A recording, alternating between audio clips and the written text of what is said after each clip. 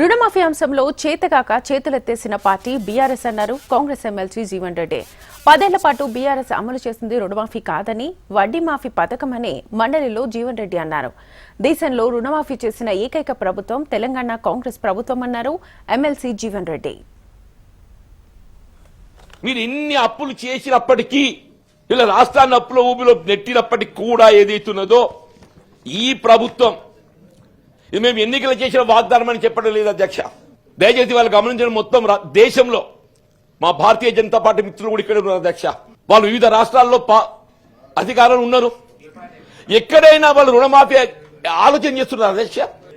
మొత్తం దేశంలో వీళ్ళు రుణమాఫీ చేస్తున్నటువంటి ఏకైక ప్రభుత్వము తెలంగాణ రాష్ట్రం కాంగ్రెస్ పార్టీ అని చెప్పక తప్పదు అధ్యక్ష. చెప్పండి,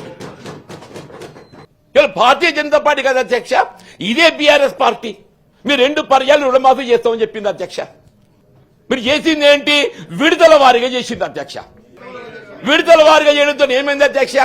మీరు చేసిన అప్పు అది రుణమాఫీ కాదు, వడ్డీ మాఫీ పథకంగా మారిపోయింది. వడ్డీ మాఫీ పథకం అది వడ్డీ మాఫీ పథకంగా మారిపోయింది అధ్యక్ష అని చెప్పంటాను నేను. 2వ పర్యాయం అయితే ఆ వడ్డీ మాఫీ కూడా లేదు, అది 80,000 రాగలేదు, అక్కడే నిలిపేసింది అధ్యక్ష.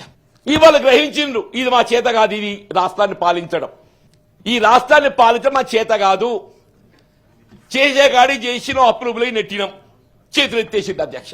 వాళ్ళ మేనిఫెస్టోలో మొన్నటి 2023 ఎన్నికల ప్రణాళికలో రుణమాఫీ అంశం వాళ్ళు అందులో పేర్కొన్నారు అధ్యక్ష. ఎందుకో వాళ్ళు రుణమాఫీ చేయడం ఇది మాత్రం సాధ్యం కాదు, రైతులకు అండగా నిలవడం మాకు సాధ్యం కాదు, చేతులు ఎత్తేసింది. వాస్తవం కాదు అధ్యక్ష. కానీ కాంగ్రెస్ పార్టీ మనోధైర్యంతో రైతాంగానికి అండగా నిలిచే ప్రభుత్వం కేవలం కాంగ్రెస్ పార్టీ అనే భావన సంకల్పం అధ్యక్ష.